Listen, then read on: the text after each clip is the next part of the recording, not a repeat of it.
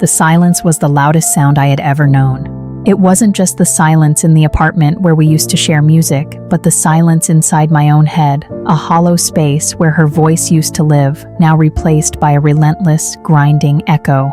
Every single day, I was stuck in a mental loop. What if I had said this? What if I hadn't done that? I wasn't living in the present. I was a museum curator of misery, diligently preserving and agonizing over every artifact of our time together.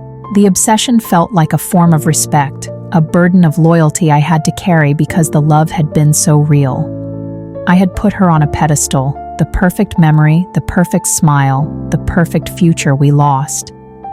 And because she was so high up, I felt perpetually low, unworthy, and broken. I believed that if I just kept replaying the story, I could somehow rewrite the ending. But you can't heal when you're constantly reliving the trauma. The turning point wasn't dramatic, it was painfully small. One night, while deleting old files, I stumbled upon a video clip from 6 months before the breakup. It was dark, shaky, and I was trying to talk to her while she was absorbed in her phone, barely looking up, dismissive and cold. It wasn't the perfect memory I had curated. It was real. It was a glimpse into the quiet, draining end of the relationship, the slow erosion of connection I had conveniently edited out of my mental highlight reel. Watching that clip, the pedestal I had built for her memory, that perfect, unreachable fantasy, didn't crumble, but it cracked. I realized I hadn't been thinking about her. I had been thinking about a ghost of perfection I created to justify the intensity of my pain. I was clinging to the idea of a perfect loss instead of confronting the reality of a flawed ending. In that moment, I understood the secret. The problem wasn't that I couldn't stop thinking.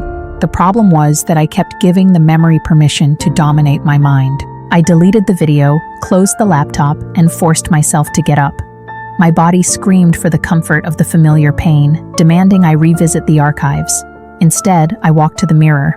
I looked at the exhausted man staring back and said out loud, "Your attention is yours.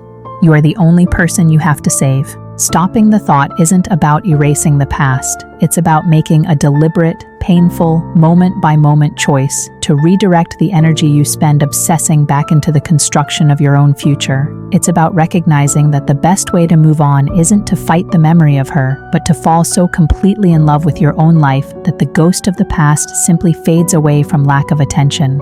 This video is about how to claim back the most valuable thing she took, your own mind.